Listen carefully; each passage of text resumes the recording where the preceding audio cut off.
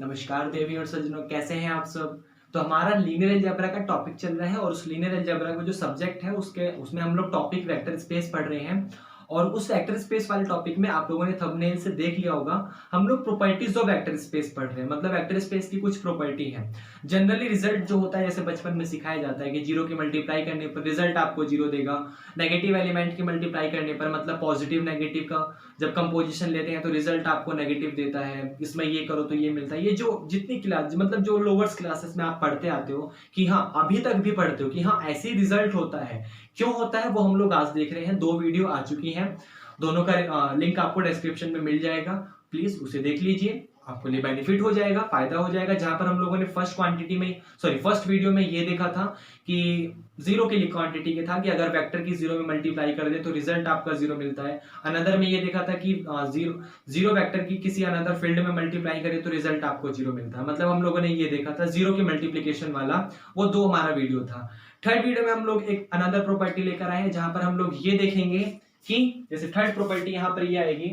Third ये कहता है रिजल्ट की, जैसे मान लीजिए आपके सामने कोई भी एक स्केलर क्वांटिटी है, जैसे ए जनरली मान लीजिए आपके पास कोई एक स्केलर क्वांटिटी है जहां पर ए जो है वो बिलोंग कर रहा है एफ को, क्योंकि फील्ड आपका जो है स्केलर एलिमेंट है। क्यों? क्योंकि फील्ड के हर एक एलिमेंट को स्केलर कहा जाता है। जब आप वेक्टर स्पेस वाला टॉपिक पढ़ते हो तो उसमें फील्ड वाले हर एक एलिमेंट को स्केलर एलिमेंट कहा जाता है। तो सिंपल ए आपका जो है एक मान लीजिए स्केलर क्वांटिटी है, तो अगर आपने इस स्केलर क्वांटिटी में माइनस का अल्फा ले लिया, जहां पर अल्फा क्वांटिटी बिलोंग कर रही होगी वेक्टर से, अल्फा आपका वेक्टर का एलिमेंट है, तो रिजल्ट आपको यहां पर माइनस का ए अल्फा मिलेगा। हमें ये प्रूफ करना है। मतलब हम लोगों को ये देखना है कि अगर हमने अगर जनरल साइंस बोली जाए तो हम लोग जो अपनी ये दुनिया है स्केलर और वेक्टर, इस दुनिया से अगर बाहर निकल के जनरली साइंस किसी से बोले तो हम लोग उसको इस तरीके से बोल सकते हैं कि भाई अगर हम पॉजिटिव क्वांटिटी और एक नेगेटिव क्वांटिटी की मल्टीप्लाई करते हैं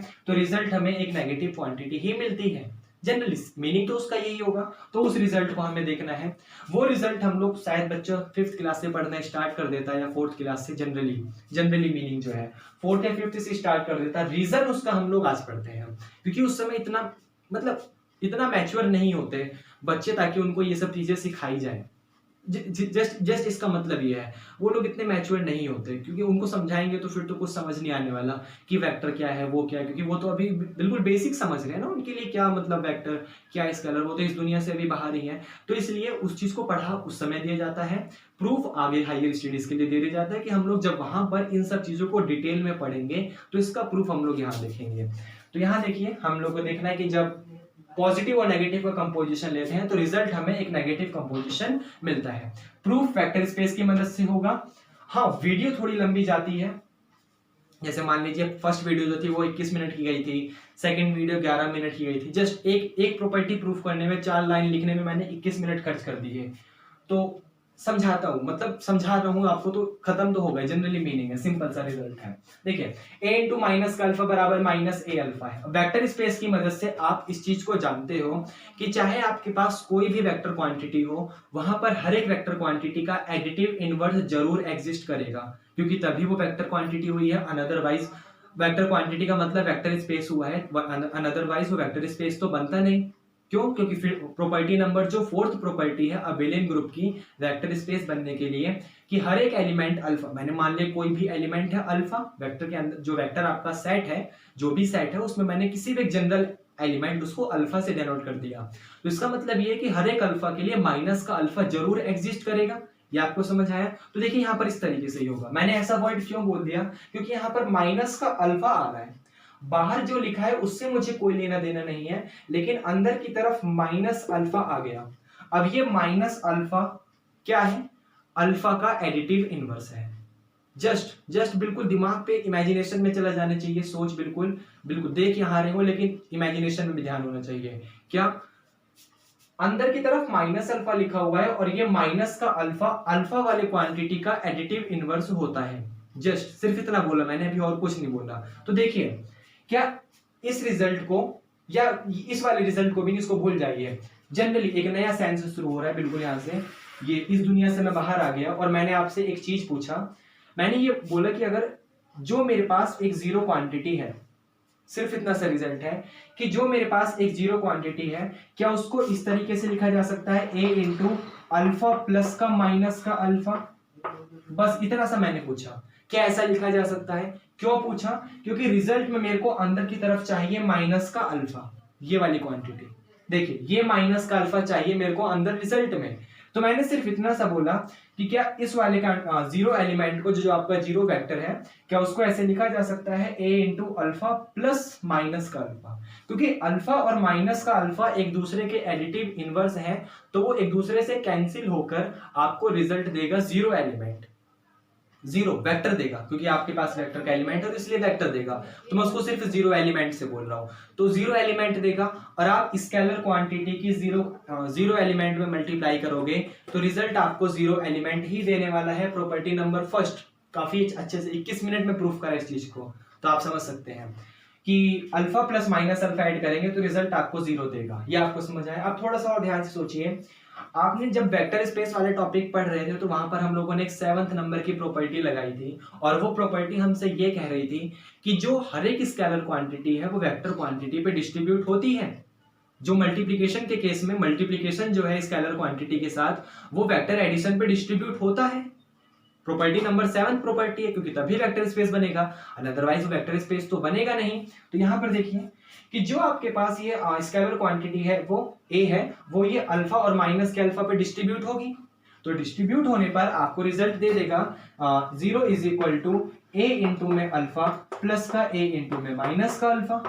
आपको ये रिजल्ट देगा। अब थोड़ा सा और ध्यान से सोचिए, क्या सोचना है हम बताते हैं। देखिए क्या सोचोगे आप जानते हो कि किसी भी दो एलिमेंट को अगर मैंने ऐड करा, जस्ट सिर्फ इतना सा बोला मैंने, क्या बोला कि किसी भी दो एलिमेंट को ऐड करा, किसी भी दो वेक्टर क्वांटिटी को ऐड करा, तो आपको रिजल्ट अगर जीरो मिल रहा है, सामने वाले ने मुझसे कह दिया कि भाई अगर मैं किसी भी दो वेक्टर क्वांटिटी को ऐड करता हूं तो मुझे रिजल्ट जीरो मिल जाता है।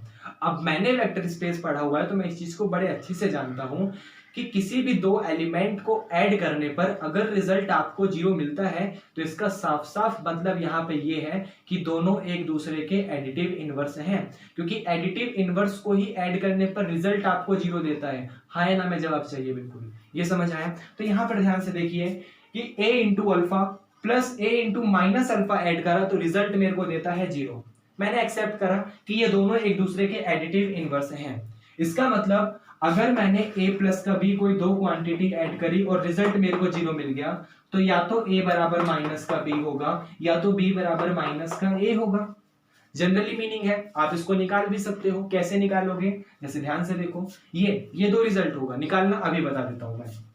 थोड़ा सा सोचो कि जैसे मान लो आप a प्लस का b इज इक्वल टू आपके सामने जीरो लिखा हुआ है, तो चाहे वो a की बात कर रहा हो चाहे वो b की बात कर रहा हो, ये आपके सामने वेक्टर क्वांटिटी है या फिर फील्ड क्वांटिटी है, चाहे जो हो, चाहे वेक्टर हो चाहे फील्ड हो, मुझे कोई दिक्कत नहीं है।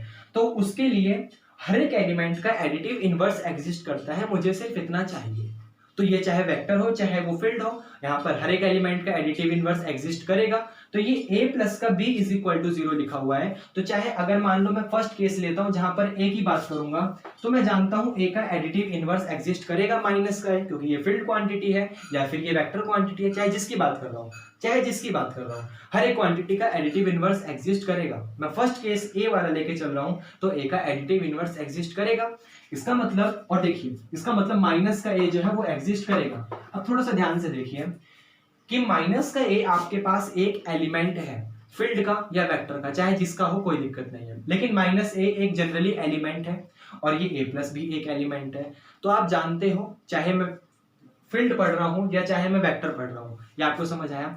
दोनों के दोनों केस में, चाहे वो फील्ड हो चाहे वो वेक्टर हो, दोनों के दोनों केस में closure property, additive closure property satisfy होती है, और वो ये कहती है कि आपने किसी भी दो फील्ड क्वांटिटी को ऐड कर दिया तो रिजल्ट आपको फील्ड की क्वांटिटी मिलेगी। अगर आपने किसी भी दो वेक्टर क्वांटिटी को ऐड कर दिया तो रिजल्ट आपको वेक्टर क्वांटिटी मिलेगा। सिर्फ इतना चाहिए मेरे को, वो कहता है ऐसा। तो यहाँ पर ध्यान से देखिए, अगर आपने a प्लस b और माइनस के a को ऐड कर दिया तो कर सकते हो, क्योंकि आपको क्लोजर एलिमेंट है वो उसी का एलिमेंट मिलेगा, क्लोजर है तो कर सकते हो।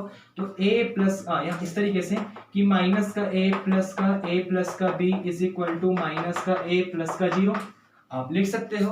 अब ध्यान से देखिए क्योंकि या तो ये फील्ड होगा या तो ये एसोसिएटिव होगा, दोनों के दोनों केस में एसोसिएटिव लॉ एग्जिस्ट करता है।